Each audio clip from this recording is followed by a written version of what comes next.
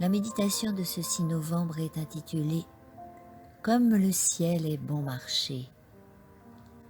Il verra une postérité et prolongera ses jours, et l'œuvre de l'Éternel prospérera entre ses mains. À cause du travail de son âme, il rassasiera ses regards. Ésaïe 53, 10, 11. L'amour de Dieu est incomparable et incommensurable. Il est infini.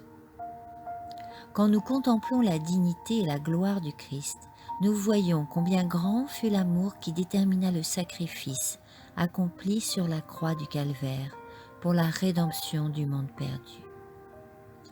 Oh, mystère de la piété, Dieu manifesté dans la chair. Ce mystère grandit à mesure que nous nous efforçons de le comprendre. Il dépasse notre intelligence, et cependant, nous permettons à des choses vaines et terrestres de nous dérober la faible vision qu'il est possible à des mortels d'avoir de Jésus et de son amour sublime. Comment pouvons-nous nous enthousiasmer pour des choses passagères et de peu de valeur, et ne pas être saisis par ce tableau, la croix du Calvaire, l'amour révélé dans la mort du Fils bien-aimé de Dieu? Toute cette humiliation et cette agonie furent endurées pour ramener des égarés, les coupables, les ingrats à la maison du Père. Cette demeure des élus, je ne veux pas risquer de la perdre. S'il m'est donné d'y entrer, je découvrirai toujours de nouvelles profondeurs dans le plan du salut. Tous les saints rachetés verront et apprécieront comme jamais auparavant l'amour du Père et du Fils.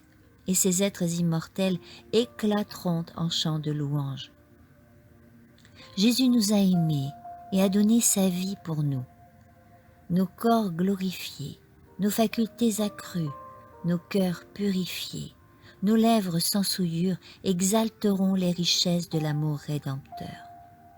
Au ciel, il n'y aura plus de malades, ni de sceptiques que nous devrons convaincre de la réalité des choses éternelles, ni de préjugés à détruire.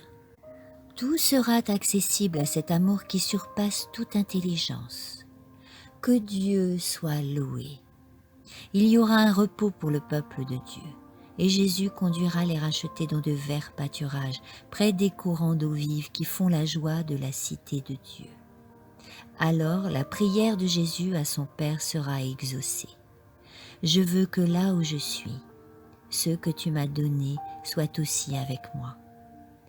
Jean 17, 24. Amen.